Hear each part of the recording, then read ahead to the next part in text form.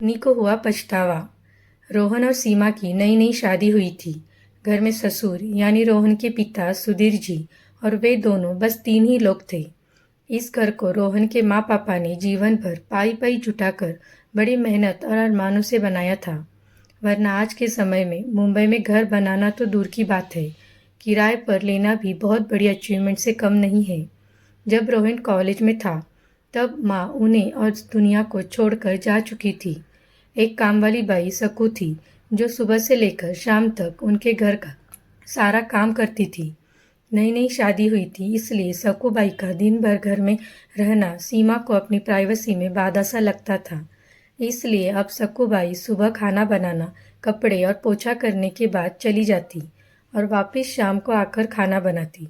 सकूबाई की दोपहर की गैरहाजिरी से कई छोटे मोटे काम दिखाई देने लगे, जिनमें से ज़्यादातर काम बिना कहे सुधीर जी ये सोचकर कर लिया करते थे कि बहू को थोड़ी मदद हो जाएगी। लेकिन बहू सोचती कि ससुर को औरतों के काम में दखल देने की आदत है। एक दिन मौका देखकर सीमा ने रोहन से कहा, क्यों ना हम बाबूजी को वृद्धाश्रम में भेज दें। सिर्फ एक बार पैसा भरना पड़ेगा और उन्हें भी अपने उम्र के लोगों का साथ मिल जाएगा। हमें भी अपनी प्राइवेसी के बारे में ज़्यादा सोचना नहीं पड़ेगा।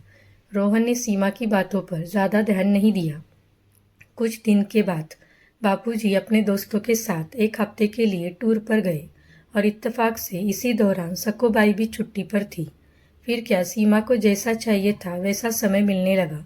अब रोहन रेस्टोरेंट में खाना खा लेता और सीमा का काम ऑमलेट, ब्रेड या मैगी से चल जाता। खाना बनाने की टेंशन नहीं थी, लेकिन घर में निकलने वाले सारे काम तो अभी भी करने ही थे। ससुर जी की गैर हाजिरी में सीमा को एहसास हुआ कि वह बिना कहे जो काम कर लेते थे उनसे कितना फर्क पड़ता था। छोटे मोटे लगने वाले यह काम भी काफ़ी समय और एनर्जी लेने वाले थे। कुछ दिन बीतने लगे।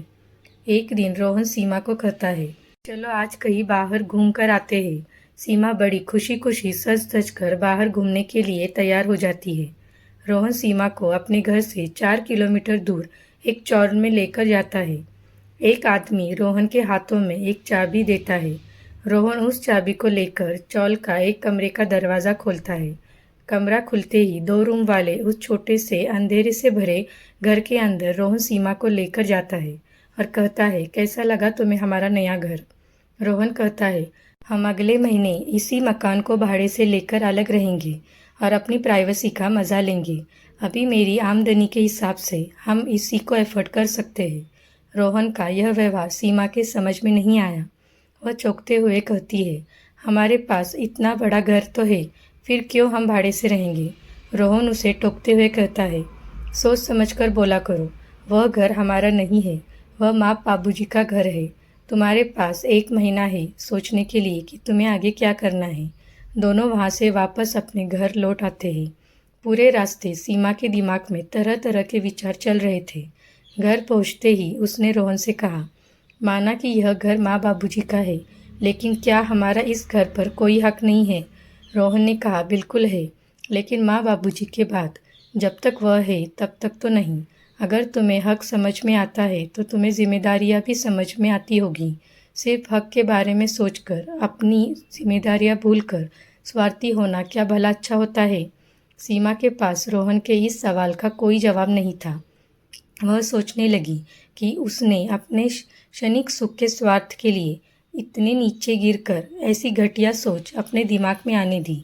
उसे मन ही मन पछतावा होने लगा। सीमा रोहन से बोली, मुझे माफ़ कर दीजिए, मैं सच में स्वार्थी हो गई थी, मुझसे बहुत बड़ी गलती हो गई।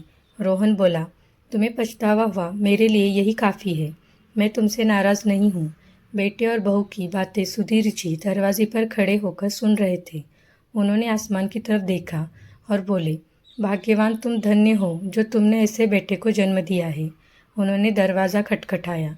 बहू ने दरवाज़ा खोला तो उनके हाथों में पकड़ी थैली से गरम गरम समोसे की सुगंध उनको आने लगी।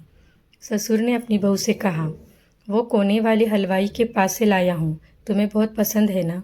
सीमा को अपने ससुर के प्रति विचार और ससुर के उसके प्रति प्यार, उन दोनों का फ़र्क समझ में आते ही उसकी आंखों में पश्चाताप के आंसू और चेहरे पर अपने परिवार के प्यार के कारण मुस्कान आ गई। अगर आपको ये कहानी अच्छी लगी हो तो इसे लाइक कीजिए, शेयर कीजिए और चैनल को सब्सक्राइब कीजिए।